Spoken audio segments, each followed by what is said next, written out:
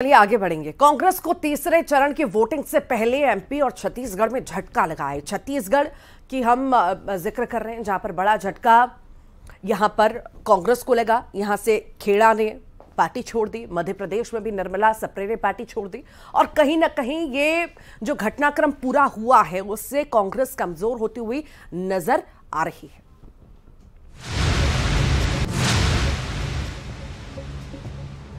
7 मई को एमपी और छत्तीसगढ़ में वोटिंग होनी है और इससे पहले दोनों ही जगहों से कांग्रेस के लिए बुरी खबर निकल कर आई।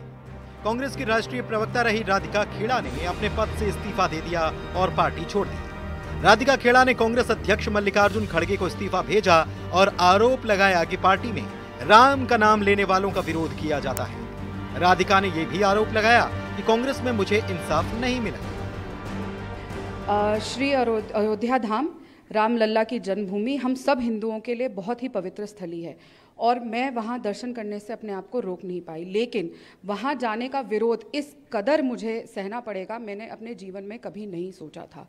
मेरे साथ छत्तीसगढ़ प्रदेश कांग्रेस कार्यालय में अभद्रता हुई, मुझे वहाँ पे धक्का मुक्की करी गई, कमरे में बंद कर दिया गया, लेकिन मेरे साथ न्याय नहीं हुआ।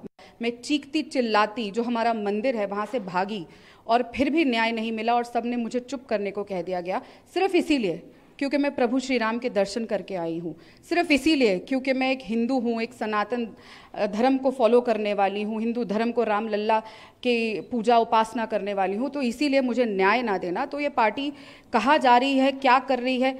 आपकी लड़ाई रामलल्ला से है कि आपकी लड़ाई किसी पॉलिटिकल पार्टी से है? देश इस पार्टी को तय करना होगा। लगातार शीर्ष नेतृत्व को ये शिकायत करती आई हूँ, मैंने सभी को शिकायत करी, कोई नहीं नेता मैंने छोड़ा और लगातार मुझे चुप रहने को कहा गया। बाकी बातें मैं कल प्रेस कॉन्फ्रेंस के जरिए सभी से शेयर करूंगी। बहुत सारे खुलासे करने हैं जो मैं कल प्रेस वार्ता के दौरान करूंगी। राधिका खेड़ा का छत्तीसगढ़ कांग्रेस के मीडिया विभाग के प्रमुख सुशील आनंद शुक्ल से विवाद हुआ था। राधिका का इसके बाद ट्वीट आया और एक वीडियो भी वायरल हुआ। मामले की जांच के लिए कमेटी बनी और दोनों ने अपना पक्ष रखा। अब राधिका का इस्तीफा भी आ चुका है। इस मामले पर सुशील आनंद शुक्ल का बयान भी आया। शुक्ल ने राधिका को छोटी बहन बताया और आरोपों को खारिज कर दिया। डेमोक्रेसी का पॉलिटिकल संगठन का एक हिस्सा है। कोई बात उन्होंने मुझको सुपरसीड करके किया था, बाईपास करके मैंने आपत्ति दर्ज कराई थी। इसमें कोई अभद्रता अशिष्टता नहीं था। मैंने उनको हमेशा छोटी बहन के जैसे सम्मान किया था और आज भी मैं, भले वो कांग्रेस पार्टी में रहें नहीं रहें उनका व्यक्तिगत विषय है, लेकिन मैं उनको एक छोटी बहन के जैसे ही सम्मान देता हूँ, देता रहूँगा।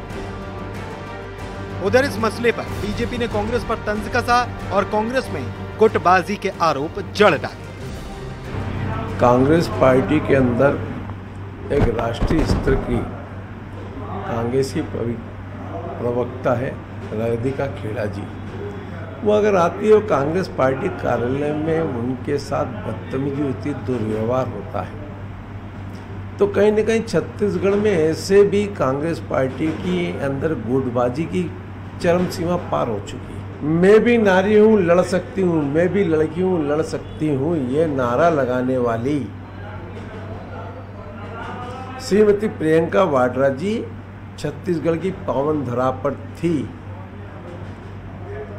और वह कांग्रेस भवन की घटना के ऊपर कोई कमेंट्स ना करना कहीं न कहीं इस बात को इंगित है कि कांग्रेस के अंदर गुटबाजी परम चरम सीमा पर पहुंच चुकी है।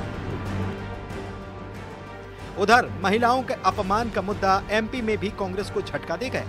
कांग्रेस अध्यक्ष जीतू पटवारी के बयान से नाराज बीना की कांग्रेस विधायक निर्मला सप्रे पार्टी को बाय बाय कर चुकी है। चूँकि महिलाओं का मैं प्रतिनिधित्व करती हूँ, महिलाओं की मुझे चिंता भी रहती है। जब मैंने देखा कि कांग्रेस पार्टी में जिस तरह नेताओं के द्वारा बार बार महिलाओं पर अभद्र टिप्पणी की जाती है, कभी चाशनी बनाकर बोल दिया जाता है, कभी आइटम बनाकर बोल दिया जाता है, इससे मैं काफी दुखी। राहतगढ़ में सीएम की सभा के दौरान निर्मला बीजेपी में शामिल हो गई। उनका बीजेपी ने स्वागत किया तो कांग्रेस ने बिकने तक के आरोप लगा दिए। उन्होंने भी कहा है कि कांग्रेस के राहुल गांधी जी का जो एजेंडा है शक्ति से लड़ने का, हम माताओं बहनों में माँ दुर्गा, माँ सरस्वती और माँ लक्ष्मी का रूप देखते हैं। उसी बात को उनका अपमान करते हुए जीतू पटवारी जी ने भी इमरती देवी जी के खिलाफ में बहुत ही आपत्तिजनक, महिला अस्मिता की आपत्तिजनक टिप्पणियां की हैं। उससे वो बहुत आहत हुई है, क्षुब्ध हुई हैं। हो सकता है करोड़ों की डील हुई हो, वहां के जो जिलाध्यक्ष जी हैं वो भी बिना से आते हैं, तो कहीं ना कहीं ये प्रशासनिक दबाव बना के और एक बहुत बड़ी डील है और इस डील का जल्दी खुलासा हो जाएगा।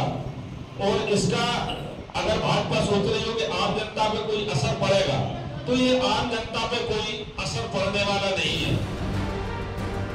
एमपी में अब तक कांग्रेस के 3 विधायकों ने लोकसभा चुनाव के बीच पार्टी को नमस्ते कर दिया है। ऐसे में कांग्रेस के प्रदेश अध्यक्ष जीतू पटवारी की कार्यशैली पर सवाल खड़े हो रहे हैं। उधर राधिका खेड़ा मामले में छत्तीसगढ़ कांग्रेस बैकफुट पर है। राधिका ने बड़े खुलासे की बात भी कह डाली है। ऐसे में पार्टी डैमेज कंट्रोल में जरूर जुट चुकी है। कितना डैमेज होगा और कितना कंट्रोल, ये आने वाले वक्त में साफ हो जाएगा। Bureau report, news 18।